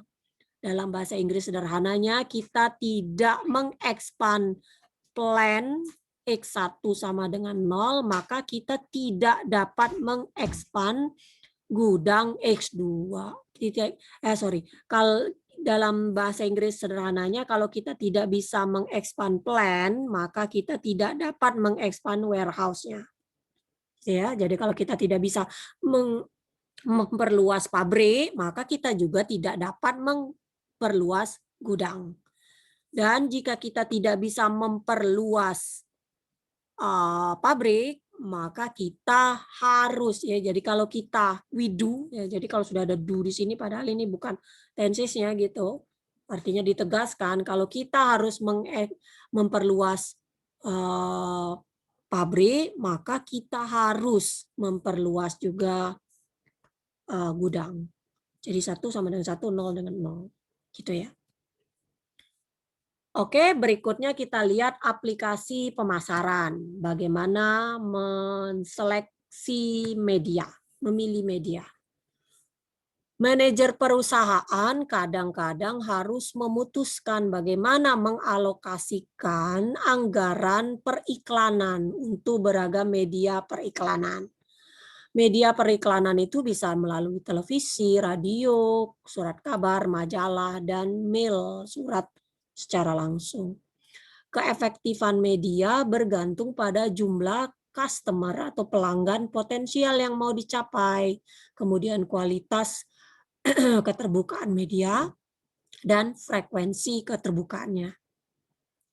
Pembatasan berhubungan dengan budget, pasti pembatasan kita, pasti anggaran periklanan yang tersedia, kemudian media yang tersedia juga, dan kebijakan campuran antaranya. Pertimbangkan contoh berikut ini di mana Western Company mau memutuskan bagaimana mengalokasikan terbaik anggaran periklanan per minggunya untuk mempromosikan produk baru floor care ini. Jadi department advertising-nya jadi bagian periklanan di perusahaan tersebut telah mengumpulkan data berikut ini. Jadi ada daytime TV, daytime radio, dan daily newspaper. Jadi TV sepanjang hari itu ya, sepanjang satu hari itu, kemudian radio juga, dan surat kabar harian ya, advertising medianya. Cost-nya, biayanya per advertising ada seperti ini dalam dolar gitu ya. Daytime TV dan radio itu adalah 30 second slot. Jadi slotnya 30 detik. Dan daily newspaper signifies 1/2, jadi 1/2 halaman. Ya. 1/2 itu setengah, sorry. 1/2 jadi setengah halaman dari koran itu. Capaiannya adalah ukuran audiensnya yang diestimasi untuk setiap advertising, setiap iklan, dan kualitas dari penilaian assessment terhadap nilai relatif dari satu iklan itu di setiap media. Western mau memaksimumkan kualitas munculnya, kemudian yang memenuhi sekurang-kurangnya paling tidak 10.000 konsumen, customer. Dan sisanya dalam anggaran advertising per minggunya adalah $20.000. Linggonya diset dengan 5 tahapan sebagai berikut. Pertama, kita punya setnya adalah media saja. Elemen dari media itu adalah TV, radio, dan print. Tadi kan ada 3 nih.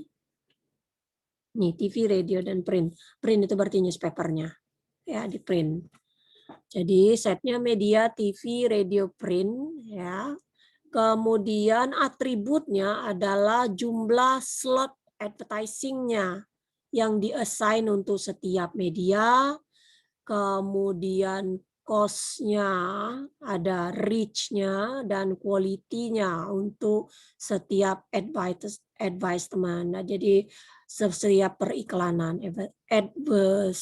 advertisement. Sorry.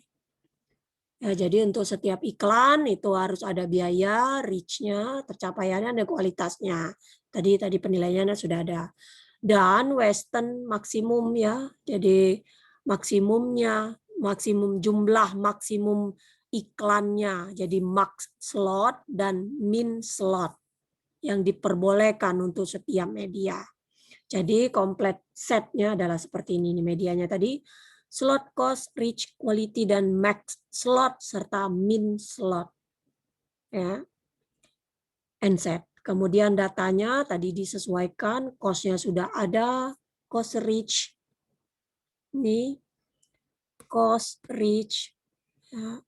Kemudian max slot-nya, max slot, min slot. Quality-nya juga ada. Ini semuanya tinggal ditulis. Ya. Kemudian variabel keputusannya adalah slot. Ya, nih slot yang enggak ada nih.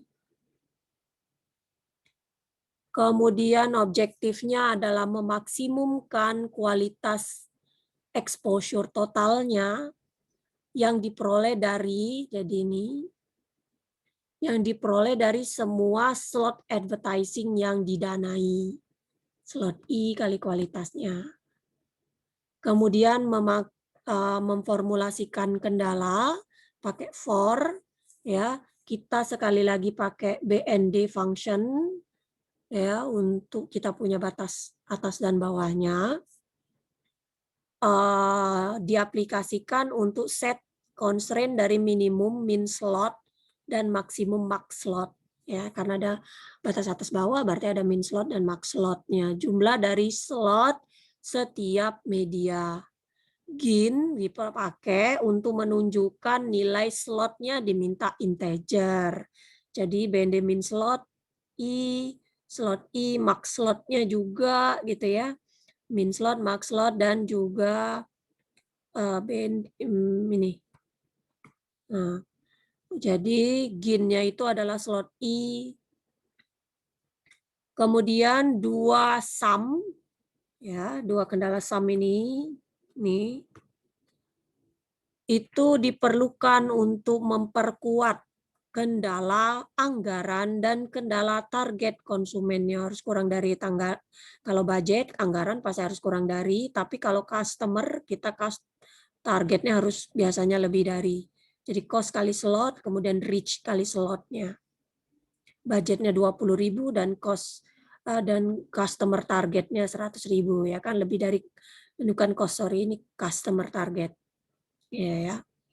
Jadi komplitnya diperoleh seperti ini. Nah, ini. Ya, gabungkan semua. Ini maksimum, ini model cara aljabarnya. Ini nilai kalau GIN-nya, dan ini nilainya. Nih, dengan nilainya masing-masing ini. Ya. Kemudian kita lihat alokasi floor space, jadi ruang lantai, ya. Ya. Misalnya secara periodik, toko serbada, department store gitu ya, akan mengalokasikan ulang ruang lantainya, ya, jadi tempat untuk menyewa tenan-tenan itu untuk setiap departemennya. Jadi departemen ini bukan jurusan maksudnya, ya. Jadi setiap tempat-tempat yang akan disewakan itu. Salah satu pendekatannya adalah mengaproksimasi profit rata-rata per square meter, per meter persegi untuk setiap tahunnya, untuk setiap bagian, ya, sebagai fungsi linier dari space tempat yang dialokasikan. Tujuan kita mau menentukan alokasi yang memaksimumkan profit totalnya, ini tujuannya. Sama seperti masalah portofolio, masalah alokasi ruang lantai, alokasi tempat yang disewakan itu adalah masalah dari salah satu kelas dari masalah NLP, non-linear programming, yang disebut kuadratik. Tadi apa? Fungsi tujuannya yang berbentuk non-linear tapi orde 2 dan kendalanya linear. Di sini ada contoh di mana ada toko atau store itu yang punya 2 departemen yang namanya no name dan designer. Department manager, jadi manajernya diminta untuk memberikan 2 estimasi per tahun, profit per tahun untuk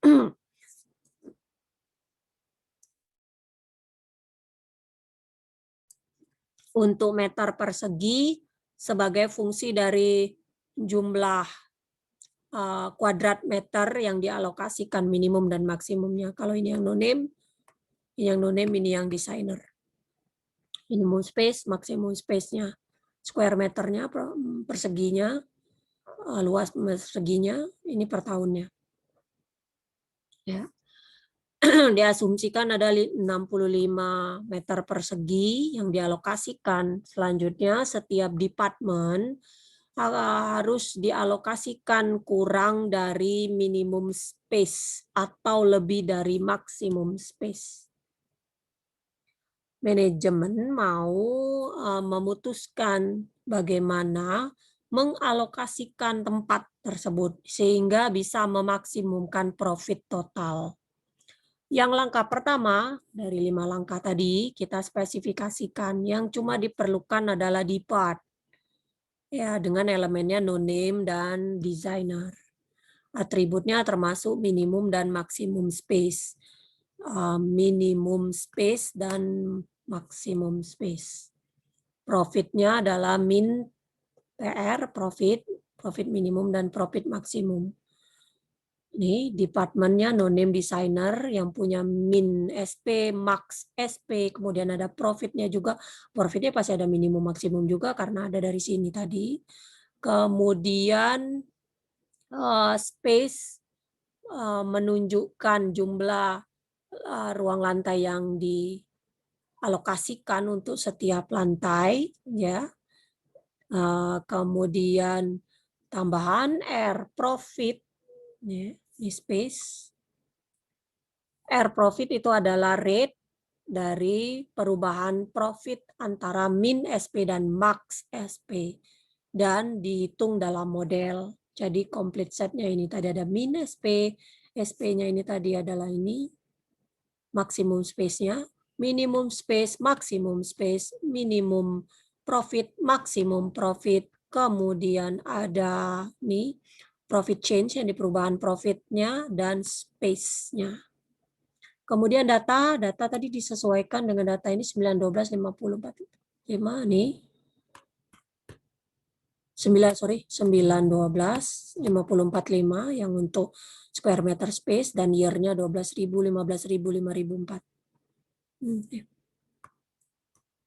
Ya. Minimumnya itu ya kan, maksimumnya ada. Kemudian variabel keputusannya ada space ya, yang tidak memiliki nilai di sini adalah space. Kemudian fungsi objektifnya pakai add sum. Kita asumsikan profit per meter perseginya linear antara minimum dan maksimum space yang dialokasikan di departemen. Oleh karena itu, rate dari perubahan profit per meter persegi disebut R profit, itu sama dengan perubahan dalam profit dibagi dengan perubahan dalam space yang dialokasikan. Jadi ini change in profit berarti selisih ini per selisih ini. Seperti ditunjukkan di gambar 67 nih ya. Untuk departemen yang no name, R profitnya adalah min 170 nih. Rate of change, jadi seperti slope ya, kemiringannya. Tuh, ini rumus kemiringannya. Jadi per square meter per meter persegi untuk setiap meter persegi yang dialokasikan pada min SP9, yaitu jika 10 meter dari space dialokasikan ke departemen no name, profitnya adalah 12.000 dikurang 170, 11.000 sekian.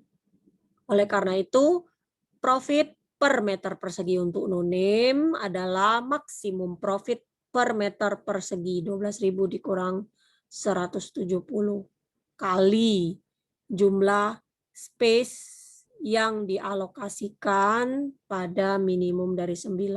Jadi ditulis seperti ini, 12.000 ditambah min 170 kali space-nya dikali noname-nya dikurang 9. Jadi yang dikurang 9 milik ini ya. Substitusikan beragam linggo, nama linggo atribut di equation ini kita peroleh jadi ini adalah R profit space noname dikurang min space noname 9 tadi. Ya nih. Ini max PR. Profit total diperoleh dengan mengalihkan profit per square meter oleh space untuk setiap departemen dan tambahkan hasilnya. Karena profit total per meter persegi adalah fungsi space dan dikalikan dengan space, maka hasilnya adalah fungsi objektif kuadratik. Ini kenapa ada di sini Ibu naruh nih. Sehingga bentuknya max adalah ini, space ini dikurang yang ini tadi, rumus yang ini. Nih. Jadi nih. Kemudian constraint-nya di part I, jadi ini komputasi air profit dengan menggunakan for itu termasuk dalam section bagian kendala model. Sum dari space dialokasikan sepanjang depart itu sama dengan space yang tersedia. Jadi depart sama dengan air profit sama dengan max ini tadi ya. Kemudian kita perlu BND, ada batas bawah, batas atasnya. Kemudian karena air profit boleh negatif, maka kita buat free di sini. Catatan BND dan free itu adalah termasuk dalam for ya. Jadi masuk dalam for ini. Ya, for yang dalam ini. For depart ini. Jadi constraint-nya adalah berbentuk seperti itu. Ya. Kemudian di sini ini hasilnya seperti ini, dimasukkan semuanya. Datanya ini adalah set, kemudian ini data, ini fungsi set and set, sorry, setnya sampai sini.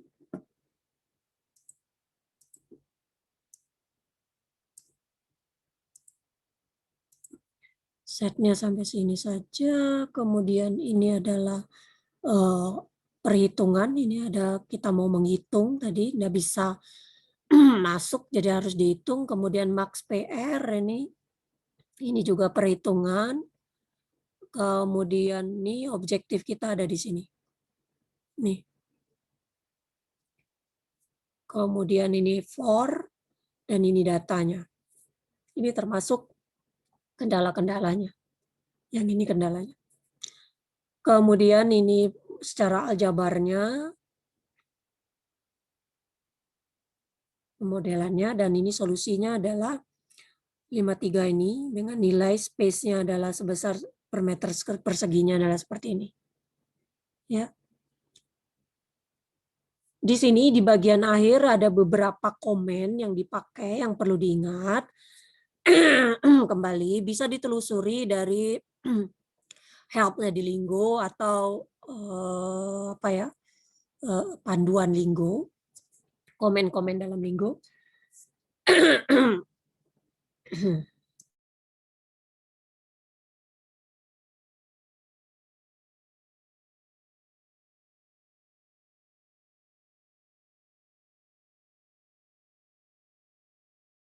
Yang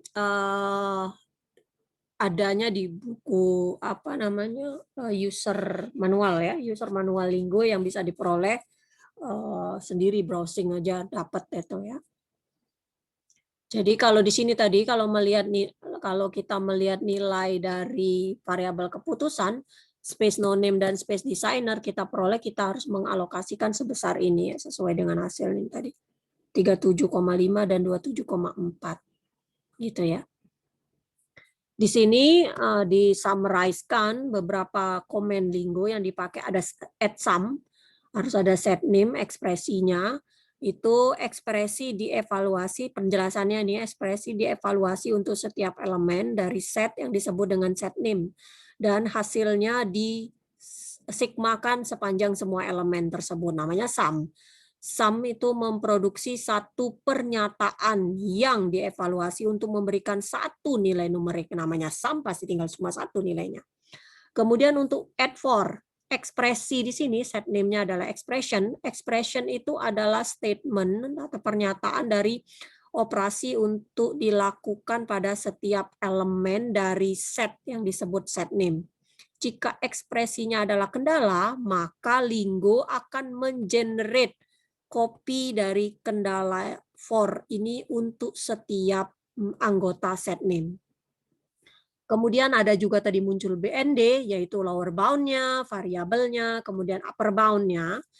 Statement ini membatasi atribut yang disebut variabel untuk bernilai lebih dari atau sama dengan ke lower bound dan kurang dari atau sama dengan upper bound variabel ini. Kemudian ada add free variable name. Statement ini memudahkan variable name diasumsikan bernilai negatif. Defaultnya Lingo itu semua variabel adalah nilainya non-negatif. Supaya diperbolehkan negatif, kita munculkanlah add free. Variabel mana yang mau di add free kan. Kemudian ada size. In statement ini kembali ke jumlah elemen dalam set name. Jika digunakan akan membantu membuat model menjadi lebih independen terhadap data dan mudah dimodifikasi ya, ukurannya. Kemudian ada set name expression.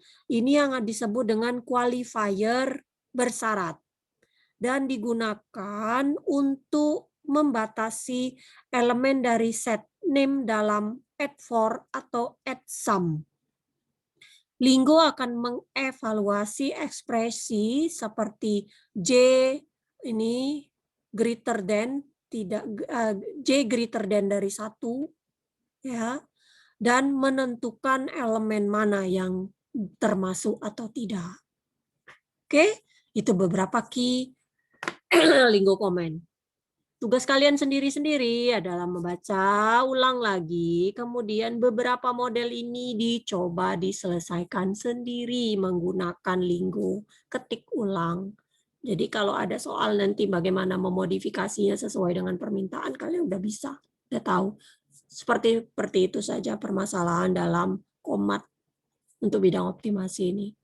Jadi kemungkinan dari model yang udah ada, model Lingo yang sudah ada, dimodifikasi sedikit kalau seandainya harus seperti ini, harus seperti itu, atau datanya seperti ini, datanya seperti itu. Jadi biasanya Ibu buat yang seperti itu saja. Ya, oke. Ini mengakhiri kuliah kita pada pagi hari ini, sudah mau menjelang siang, sudah mau menjelang zuhur. Kalau sudah mau zuhur juga biasanya nggak konsentrasi lagi, gitu ya. Ibu tutup kuliah kita pada pagi hari ini menjelang siang. Jangan lupa selesaikan latihannya. Tugas kalian tadi yang Ibu bilang, dibaca lagi PPT-nya, dicoba sendiri menyelesaikan, karena saya tidak akan memberikan tugas, kemungkinan besar tidak akan Ibu berikan tugas. Kalaupun nanti ada kuis ataupun UAS, nanti berhubunganlah dengan topik-topik yang sudah dibahas itulah, bisa memodifikasi model, bisa meng-create model baru yang memiliki persyaratan ini. Bentuknya seperti itu. Oke? Ibu tutup kuliah pada siang hari ini dengan ucapan Assalamualaikum warahmatullahi wabarakatuh. Waalaikumsalam warahmatullahi wabarakatuh.